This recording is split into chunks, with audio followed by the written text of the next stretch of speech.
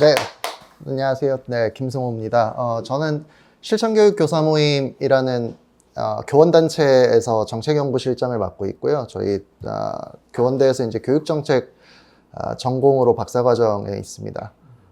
저를 소개하는 건 사실 저한테는 별로 큰 의미가 없어서, 네, 저희 단체는 교육의 전문가는 교사라는 이제 슬로건을 가지고 현장의 교사들이 이제 교육 정책에 좀 영향을 미치게 하려는 그런 의도를 가지고 있습니다.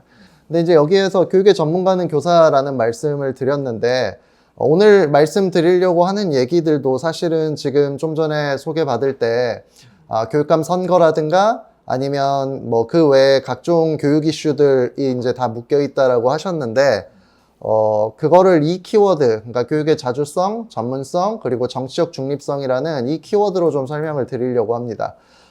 잘 아시겠지만 대한민국 헌법 제31조 제4항은 교육의 자주성, 전문성, 정치적 중립성 및 대학의 자율성은 법률이 정하는 바에 의하여 보장된다라고 되어 있습니다. 그래서 이 구절이 굉장히 금과 옥조처럼 여겨지는 게 이 교육계의 어떤 뭐랄까요? 되게 헌법에 들어있어. 네네, 헌법에 있는 내용입니다.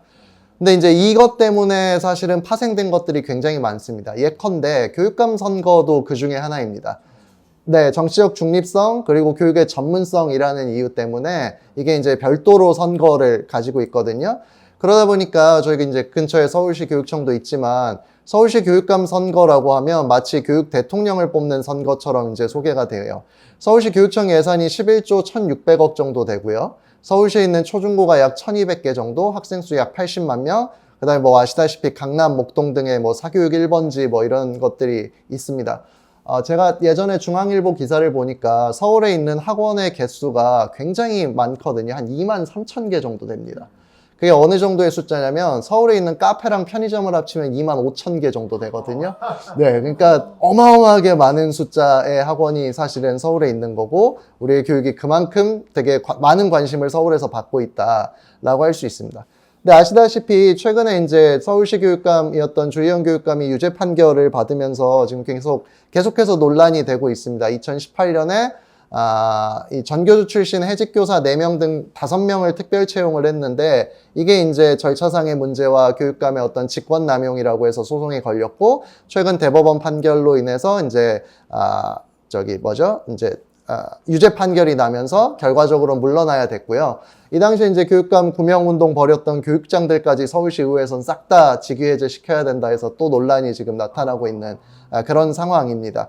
그 다음에 최근에 이제 낙선하시긴 하셨지만, 광노현 전 교육감이 이제 출마하면서 또 논란이 됐었습니다. 그때 이제, 한동훈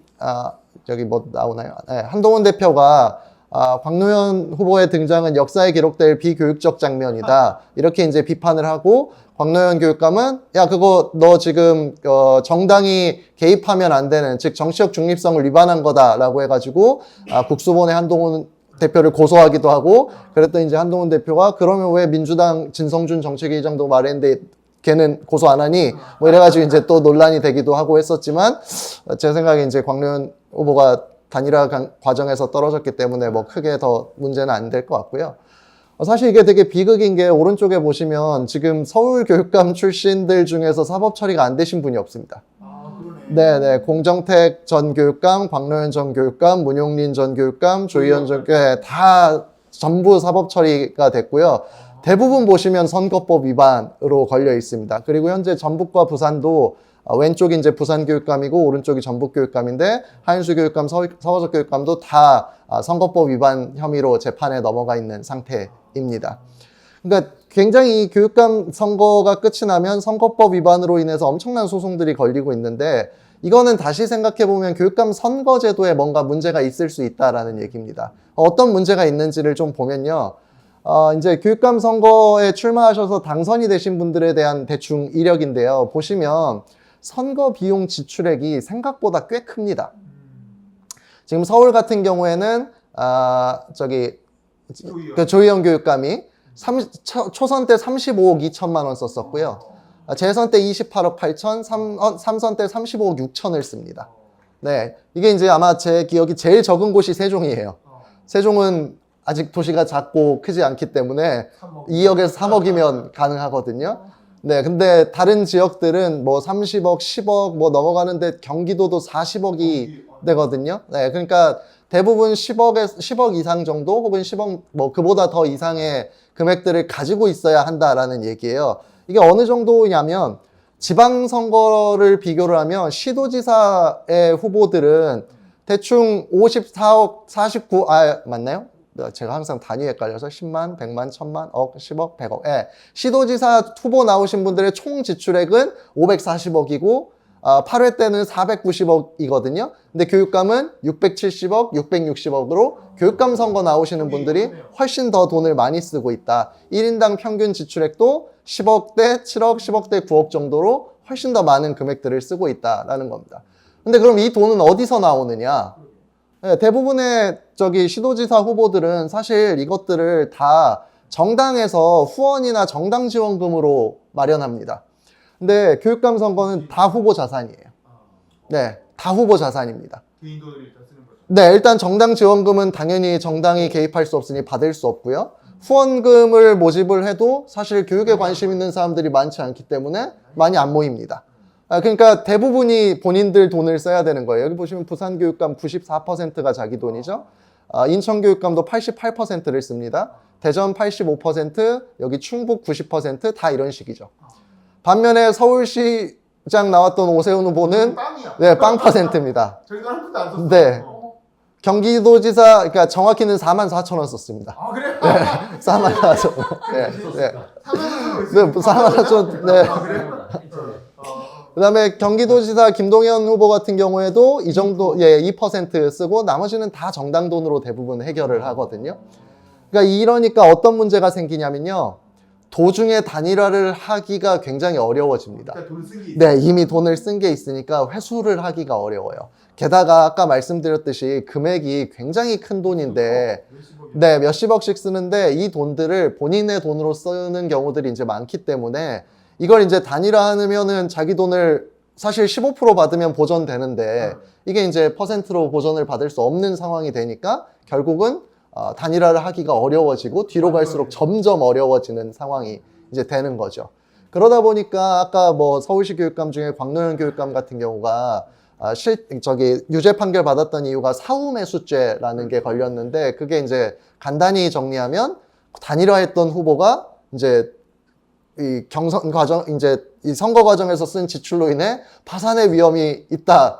나 너무 힘들다. 그랬더니 이제 돈을 모아서 2억을 줬다라는 거거든요. 근데 이제 이게 야, 너 단일화의 대가로 매수를 한 거다라고 돼서 이제 네, 사후 매수죄가 걸렸던 거라서 광노현 교육감은 굉장히 억울하다라고 호소하고 있지만 결국 안 냈잖아. 네, 그래서 이제 30억을 또 내야 되는데 안 내고 있어서 아까 그 한동훈 대표가 그런 비판들을 하고 있었습니다. 그래서 평균적으로 보면 교육감은 자기 돈 89%로 선거를 치릅니다. 시도지사는 39%, 후원금 33%, 정당 한 28%의 돈을 치르게 되는 거고요. 이런 사실 수입에 굉장히 큰 차이들이 있습니다. 이러다 보니까 어떤 문제가 생기냐면 이분이 이름이 저랑 똑같은데 네, 한자도 저랑 똑같은 거 쓰십니다. 네.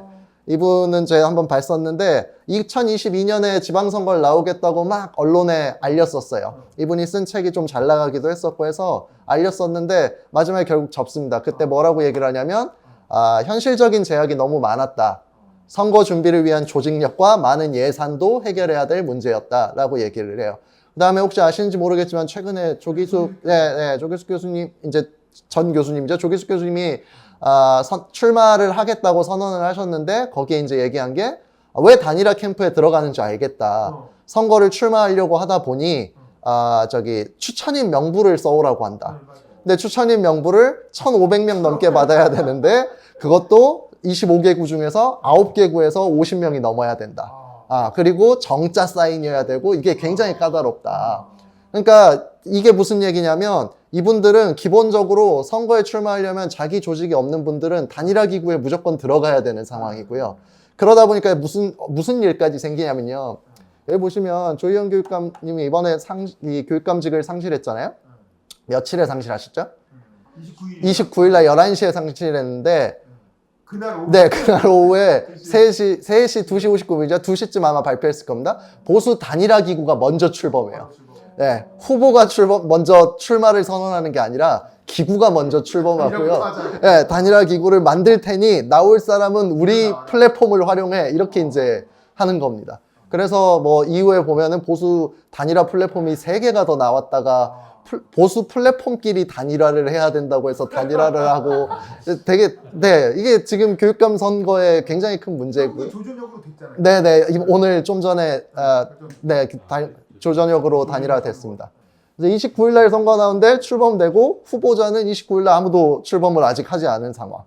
그 다음에 서울교육감 선거를 기존에 들여다보니 다 결정적 요인은 단일화더라. 단일화된 팀이 이기더라. 그러니까 선거 당선 측면에서도 이 단일화 기구가 필요하고 예산과 조직 마련에서도 단일화 기구가 이렇게 이제 하는 거죠. 우리가 1,500명 사인 다 조직해 줄 테니 넌 들어오기만 해. 우리 대표로 나가면 우리가 어차피 다 행정적인 건 해줄 거야. 그러니까 이제 단일화 기구가 진보 기구, 보수 기구 이렇게 설립이 되니까 교육감은 무조건 진보 또는 보수로 나와야 되는 상황인 거고 이런 이제 계속해서 칸막이들이 쳐지는 거죠. 네. 교육감 선거에 이러다 보니까 교육감 선거에 무용론들이 되게 많이 나타나고 있는 것도 사실인데요. 교육감 지난 2022년 지방 동시선거 관심도를 보면 관심이 있다고 이 시도지사, 광역단체장 관심 있는 분들이 75% 정도 돼요. 교육감은 43%밖에 안 됩니다. 43%. 그럼 이거를 연령대로 보면요. 이 교육감 선거, 시도지사 선거는요. 나이가 들면 들수록 점점 관심이 높아집니다. 70세쯤에서 이제 약간 꺾이지만 평균 74.1이라고 하지만 20대가 관심이 좀 낮은 거고 점점 올라가거든요. 근데 교육감 선거는 40대가 피크입니다. 학부모일 네, 학부모일 때까지만 딱 관심이 있어요. 그리고 떨어집니다. 그러니까 관심도가 낮죠? 그래서 무슨 일이 발생하냐면 광역단체장 선거는 3주 이상 전에 이미 관심 갖고 나 누구 찍어야지 다 결정해요. 근데 교육감 선거는 1주 전부터 혹은 1에서 3일 투표 당일에 결정하시는 분들이 70% 정도 됩니다. 이 얘기는 무슨 얘기냐면 일주일 전에는 사전선거 하러 가시는 거잖아요. 사전투표하러. 그러니까 투표하러 가기 전에 야 교육감 누구 찍어야 돼? 듣고 걔가 진보래 그러면 그거 찍으러 가는 겁니다. 혹은 걔가 보수래 하면 그거 찍으러 가는 거예요. 그러니까 이게 그냥 광역단체장 선거의 부속품일 수밖에 없고 그러니까 교육감 선거는 진보 보수가 나뉘어서 내가 진보라는 걸 인식시키는 거 내가 보수라는 걸 인식시키는 게 중요한 선거가 돼버리는 거예요. 또 하나 슬픈 사실이 사실 우리가 물론 행정도 젊은 감각들이 필요하지만 교육도 사실은 되게 좀 아이들을 대하는 거니까 젊은 감각들이 필요하잖아요. 근데 후보 평균 연령을 보면 시도지사 후보는 그래도 50대인데 교육감 후보는 여태 한 번도 평균 연령을 50대를 찍어본 적이 없습니다. 5살 차이 나네. 네, 5살 정도 차이 나요. 오히려 더 점점 나이가 늘어납니다. 점점. 은퇴하신 교수님. 네. 은퇴한 교수님이나 은퇴한 정치인 네, 네. 이런 분들이 나옵니다. 그러니까 점점 높아지고 있고 재활용판으로 이렇게 해가 갈수록 높아지고 있습니다. 제가 최근에 모 정치인 젊은 당선된 초선 국회의원이 뭐라고 발언하는 걸 들었냐면 교육감 선거는 우리 또래들에게 인생 이모작의 기회라고 알려져 있다. 이렇게 얘기를 할 정도거든요. 정치 인생이 네. 그러니까 말 다 했죠. 근데 이런 이유 중에 하나는 이게 일반 선거와 달리 교육감 선거는 자격 제한이 있기 때문입니다. 왜냐하면 첫 번째로 1년 동안 정당의 당원이 아니어야 돼요. 선거 기준으로. 그래서 이번에 갑자기 보궐선거가 열려서 나오지 못한 정치인들이 꽤 되십니다. 유은혜님 네. 그런 얘기들이 있었는데 이게 있었어요. 또 하나가 교육 경력이든 행정 경력이든 3년 이상 있어야 돼요. 그러니까 이 자격 제한이 너무하다라고 헌법 소원도 걸리고 했었는데 행정이 아니라 교육행정. 네, 교육 행정이어도 되고 교육 경력이어도 되고 아무튼 교육과 관련되어야 돼요. 그래서 이게 소송이 걸렸었는데 헌법재판소에서 교육은 전문성이 있는 분야로 이 전문 경험이 있어야 된다라고 해서 이거를 네, 헌법 조항이 이거를 이제 발목을 잡는 거고 정당의 당원이 아니어야 하는 것도 정치적 중립성 때문에 이것들이 이제 계속 차단이 되는 거죠. 그 다음에 다른 법들은 공직선거법에 의해 치러지지만 교육감 선거는 지방교육자치법에 의해서 치러집니다. 그래서 이 조항은 지방교육자치법에 있는 거고 대부분의 내용을 공직선거법에 준용하고 있지만 출마자에 대한 내용들만 이렇게 지방교육자치법에 있고요. 그 다음에 정당의 선거 강요 행위 금지라고 해서 이 내용이 아까 한동훈 대표가 광노현 교육감 후보에게 코멘트를 달았던 거에 대해서 이 조항을 근거로 이제 소송을 고소를 하기도 하는 거고요. 그 다음에 공무원 등의 입후보도 마찬가지로 공무원들은 이제 제약이 됩니다. 그러다 보니까는 이제 현직 교사 나올 수가 예, 없어요. 현직 교사는 나올 수가 없죠. 그럼 종합하면 어떤 문제가 발생하냐면 지방교육자치법률에 의해서 정당은 관여할 수 없어요. 그 다음에 기존 공직선거법 등에 의해서 교사도 관여할 수 없어요. 그 다음에 전반적으로 관심도는 낮아요. 그러니까 정당도 개입 못해, 교사도 홍보 못해, 깜깜이가 될 수밖에 없는 구조인 거죠. 예. 어느 정도냐면요, 공무원이 습관적으로 SNS 좋아요 눌러도 선거법 위반이라고 하거든요. 이게 실제로 교사들 중에는 좋아요 눌렀다가 고소를 검찰의 조사를 받았는데 기소유예가 되신 분이 있습니다. 예, 그러니까 기소건이긴 한데 유예라는 거죠. 기소유예라는 조심해. 거는. 네, 그런 거죠. 그래서 안내가 이렇게 실제로 나오고 있고요. 다만 이제 공유는 괜찮다라는 얘기는 있는데요. 네, 공유는 좋아요는 긍정의 표시지, 의사 표시지만 공유는 그냥 정보 제공 그냥 내가 저장의 의미도 있다. 이래가지고 공유는 괜찮다. 이건 대법원 판결입니다. 공유는 괜찮다. 네. 그래서 출마 예정자와의 사진 촬영도 금지된다라고 하고 이러니까 교육감 선거 후보자들이 나와서 누구 뭐 사진 찍기도 어려운 거고 홍보할 수도 없는 거고 이런 사태가 이제 계속 발생하는 거죠. 근데 이제 이 문제에서 교사가 참여할 수 없는 이 부분에 대해서 조금 더 말씀을 드릴게요. 저희가 서희초 사태를 지난번에 이제 겪었는데 작년에 사실 교사들이 굉장히 많이 시위에 나왔습니다. 그 다음에 교권 회복으로 뭐 공교육을 정상화하겠다는 대통령 말씀이나 뭐 교권 5법을 통과하거나 이런 것들이 있었는데 올해 교육활동 어땠냐라고 물어보니까 교사들은 다 여전히 심하고 나는 교권 5법을 느끼기 어렵다. 이제 이런 식으로 대응을 하는 거죠. 교사들이 지금도 요구하고 있는 건 뭐냐? 아동학대법, 이 아동처벌에 관한 특례법, 아동학대 처벌에 관한 특례법 이런 거 개정하라라는 건데 사실 학부모나 시민단체들은 이거는 교사들만 면책시켜주는 법이라서 합리적이지 않다라고 하고 있거든요. 그러니까 무슨 얘기냐면 교사들이 굉장히 이 단체 집회를 하면서 효능감이 높아졌어요. 되게 높아졌습니다. 근데 자기들이 느낄 때 변화가 되게 더딘 거예요. 그게 원인이 뭘까라고 생각을 하다 보니 우리가 정치적 기본권이 없어서다로 귀결이 이제 되는 거예요. 우리가 국회의원들한테 우리도 후원하고 우리도 해가지고 국회의원들을 압박할 수 있어야 되는데, 바로 할 수 있어야 우리는 그게 아무것도 안 된다라고 이제 얘기를 하는 거죠. 그래서 교사의 정치적 중립성을 얘기한 지가 사실은 꽤 됐습니다. 주로 전교조 중심으로 이제 했었는데, 전교조는 이제 교육 활동을 하는 자라서 우리는 공무원과 좀 다른 측면들이 있다. 그래서 정치 교육을 할 권리를 보장해 주거나 아니면 우리도 교육감 선거에 뭐 좀 개입할 수 있게 해달라라는 과거의 주장들이 있었는데, 요즘의 주장은 첫 번째로 교사도 교수, 학부모, 공무직 등과 같은 권한을 달라. 그러니까 교수들은 출마 가능하거든요. 다 그만 안 둬도. 근데 교사들은 반드시 그만둬야 출마하는 거, 이 부분에 이제 문제가 있다. 그 다음에 학부모 단체나 공무직들은 후원하고 이런 것들 다 자유롭게 하다 보니까 우리가 정치 싸움에서 밀린다. 이제 이런 얘기들을 하고 있는 거고요. 그래서 이제 전교조 출신들이 아니고 신규 활동가들, 요즘 뭐 각종 교원단체들이 늘어나고 있어. 네네, 이런 단체들에서도 이러한 주장들을 하고 있는데 사실 이 주장들에 후원이나 지지나 출마 등의 어떤 기본권들을 보장해달라라는 이런 식의 얘기들을 하고 있습니다. 그래서 실제로 정치적 중립성, 이제 정치적 기본권을 확보하는, 그러니까 정치적 중립성에 대한 완화 조항들이 지금 국회에 좀 발의가 되어 있는 상태고, 물론 지난 정부에서 문재인 정부도 이게 공약 중에 하나였었거든요, 실제로. 근데 이 공약들이 제가 듣기로는 들은 바라서 정확하진 않은데 정부에서 당시에 로펌에 유권 해석을 해달라고 좀 보냈었다고 들었어요. 근데 이것들이 다 로펌에서 안 된다라고 해서 최종적으로 통과가 되기는 이제 않았던 거고, 이제는 결국은 법적 해석이 어려우면 정치 싸움이 이제 될 수밖에 없는 구조다라고 보시면 되겠습니다. 근데 이제 지금까지 얘기를 막 열심히 드렸는데 결국 정치적 중립성이랑 자주성, 전문성이라는 요건 때문에 교육감 선거에 제약이 있고, 그로 인해서 사실 우리가 홍보도 하기 어려운 깜깜이 선거들이 이제 나타나고 있다라고 했는데, 그럼에도 불구하고 어쨌거나 단일화 기구를 만들어서 진보니 보수니 한다라고 얘기를 했잖아요. 그럼 진보와 보수 교육감이라는 게 도대체 뭐가 다른가? 사실 이게 되게 명확하지 않거든요. 그나마 연구들을 보면 이런 것들이 좀 차이가 있습니다.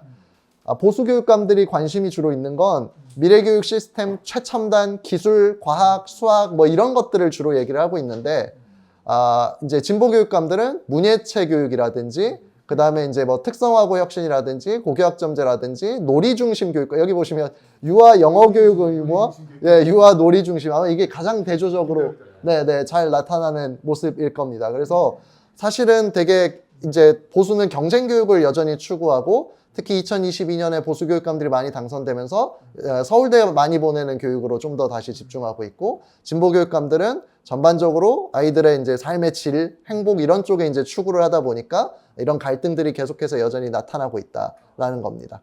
근데 흥미로운 것은 아까 이제 소개받을 때 되게 다양한 이 윤석열 정부의 뭐 교육개혁이라든지 이런 것들에 대한 얘기들이 많이 말씀을 주셨어요. 뭐가 흥미롭냐면요. 과거에는 실제로 이명박 박근혜 정부 때 교육부 장관과 교육감의 권한 다툼이 꽤 있었습니다. 대표적인 게 교원 능력 개발 평가, 고교 평준화 지역 선정, 그 다음에 뭐 학생부 학교 폭력 사항 기재라든가 이런 것들이 다 되게 쟁점 사항들이었거든요. 그래서 이게 교육부 장관에게 권한이 있냐, 아니면 교육감에게 권한이 있냐 가지고 엄청 싸웠었어요. 특히 교육감은 자기가 선출된 권력이라는 정당성을 내세우고 교육부 장관이 이제 임명됐으니 아니다 이렇게 이제 추구를 했었던 건데요. 그러다 보니까 어떨 때는 전국 시도교육감협의회에 이제 교육부 장관이 와서 같이 협의를 하는 경우도 있지만 교육감에 대한 부당한 탐압을 이러면서 교육부 장관에게 항의하는 모습들도 꽤 있었거든요. 근데 지금 AI 디지털 교과서, 의대 정원, 유보 통합, 늘봄, 교육특구 등 이제 교육부에서 추진하는 혹은 정부가 추진하는 의제들이 엄청 많은데 교육감이 이 문제에 대해서 어떤 코멘트를 했는지 찾아보시면 거의 없습니다. 그냥 잘 하겠다 정도만 있어요. 네. 왜 그러냐? 여러 가지 이유가 있는데 첫 번째는 아까 그 다툼이 원인입니다. 지난 10여 년간 교육감이 계속 다투면서 원래는 그러니까 법적으로는 자치사무인지 위임사무인지가 불분명했어요. 그러니까 위임사무라는 건 교육부 장관의 원래 업무인데 교육감에게 넘긴 거고 자치사무는 교육감 고유의 업무라는 거였는데 이 다툼을 하면서 대부분이 위임사무라는 식으로 처리가 돼버렸어요. 네, 그래서 교육감 네, 그러니까 그런 소송들을 거치면서 교육부가 부족한 것들은 다 법으로 보완해버려 가지고 교육부가 사실상 사실상 이겨버린 셈입니다. 법을 만들 수 있으니까 고치고 이렇게 해가지고 원래 우리 거다. 예컨대 교육공무원 특별채용이라든가 교원 뭐 시국선언 징계 같은 경우가 다 2010년대 초반에 있었던 일이거든요. 근데 2020년에 또 비슷한 일들이 발생했는데 이때는 교육감들이 뭐라고 하지를 못한 게 이미 다 법원 판결이나 이런 것들로 그건 원래 교육부 장관이 해야 될 일인데 너희한테 넘긴 거야. 이렇게 돼버려가지고 그런 일. 조희연 교육감도 그런 맥락에서. 네네, 사실은, 네. 그래서 법으로 보완됐거나 시행령으로 보완됐거나 하는 방식이어가지고 교육감이 개입할 수 없는 영역에서 보완이 되어 있다 보니까 교육감이 이제 할 수 있는 게 없네. 거의 이제 없어진 상황이라고 봐도 좀 무방합니다. 그래서 조희연 교육감 같은 경우에 실제로 이 조희연 교육감 유죄 판결 받았을 때 시행령만 그때 문재인 정부가 고쳐놨어도 괜찮았을 것이다라는 얘기가 실제로 있었거든요.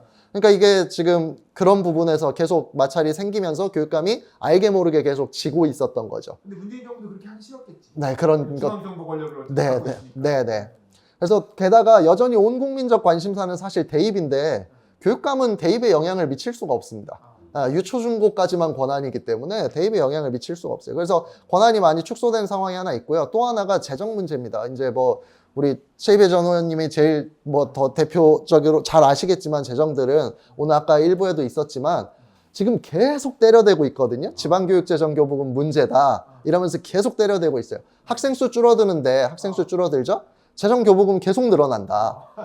그래서 이 1인당 나중에 2030년 되면 학생 1인당 2,042만 원을 지급하는 셈이다.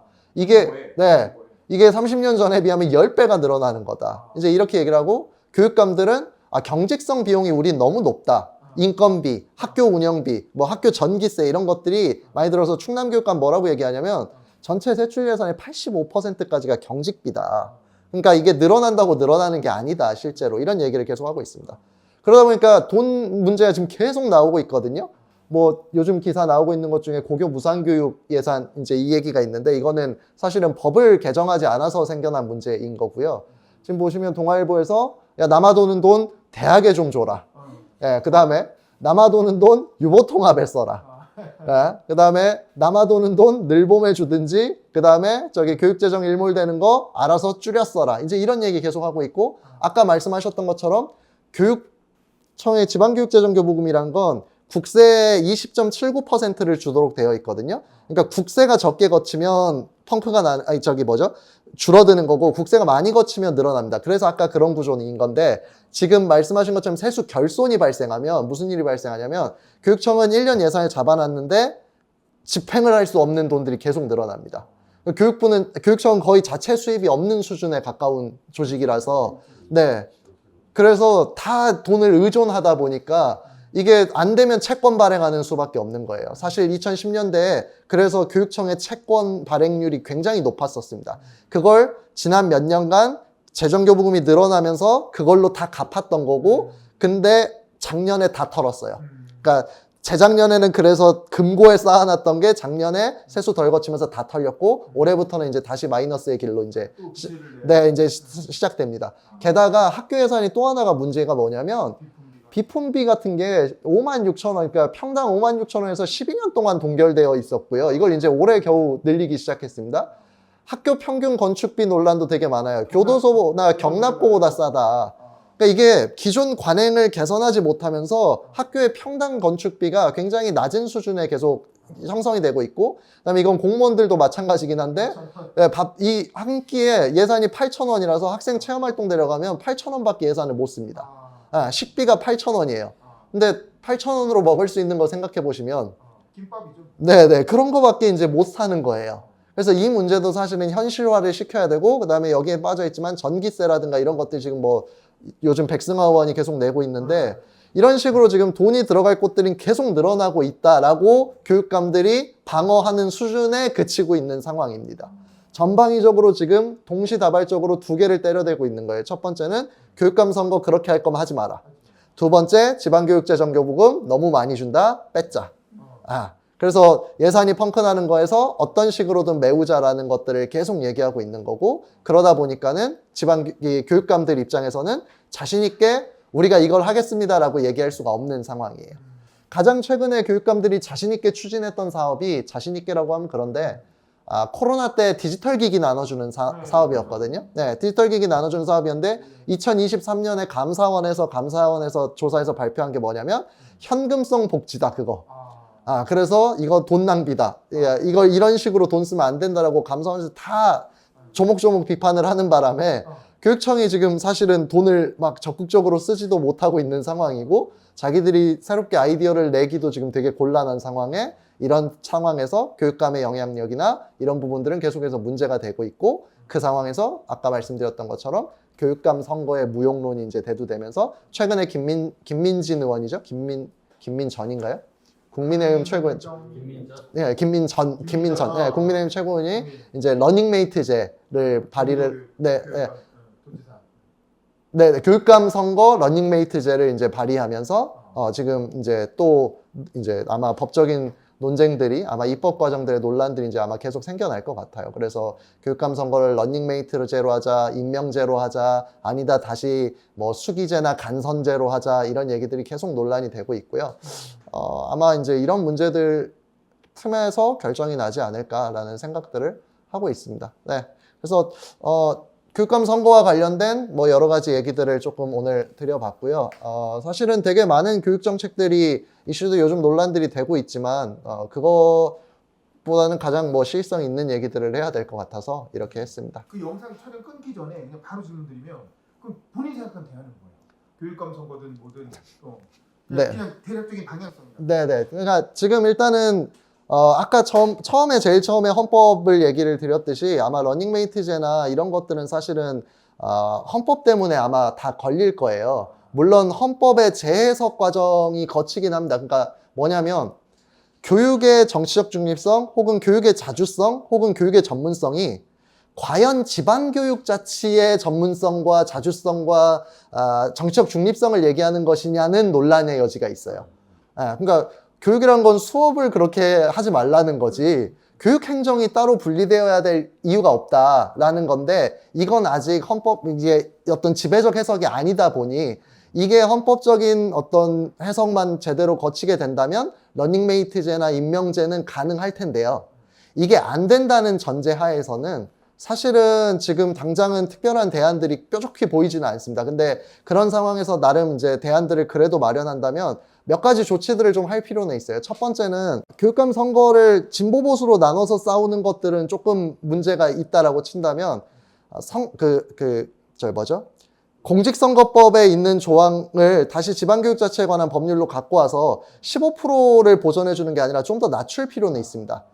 네, 그러면 교육감 선거들이 좀 더 자유롭게 등장할 수 있을 테고, 그러면 그 부분들에 대해서 좀 더 정책 선거를 할 수 있을 거다라는 기대를 저는 개인적으로 좀 하고 있어서, 현재 체제에서는 조절할 수 있는 것은 그 정도가 이제 있을 수는 있다. 보존 비율을 좀 낮춰서 5%만 받아도 보존해. 네.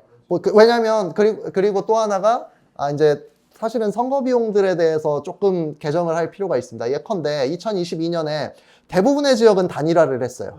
근데 단일화를 안 한 지역이 딱 하나 있는데, 딱 하나라고 하면 그러네요. 되게 중구난 방식으로 출마했던 지역이 하나 있는데 그게 세종시입니다. 근데 왜 세종시냐 생각해보면 아까 금액 생각해보시면 네, 세종시는 2억에서 3억밖에 안 들거든요. 그러니까 완주를 많이들 하셔요. 네, 그러니까 출마 비용이 감당이 가능하면 사실은 선거에 좀 나온다라는 거고, 선거에 좀 나온다라고 한다면 이것들을 조금 더 고민을 해볼 필요가 있다라는 얘기입니다. 그래서 또 하나의 이제 뭐 여러 가지 논란들이 있지만 사실은 지방선거와 같이 해야 되느냐도 좀 검토해 볼 필요가 있습니다. 현재처럼 지방선거와 무조건 같이 하면 이제 그 기존의 정당 선거에 따라갈 수밖에 없기 때문에, 그러니까 이들을 좀 독립하겠다라고 한다면 교육감 선거에서는 그래도 교사들이나 이런 교원의 정치적 중립성의 제약을 조금 풀어주고, 정말 교육 관계자들의 어떤 선거가 될 수 있게 독립적인 선거를 해보면서, 뭐 그래도 투표율이 너무 낮거나 하면 다른 방식들을 보완하는 것이 좀 더 낫지 않을까, 이렇게 이제 좀 저는 생각하고 있습니다.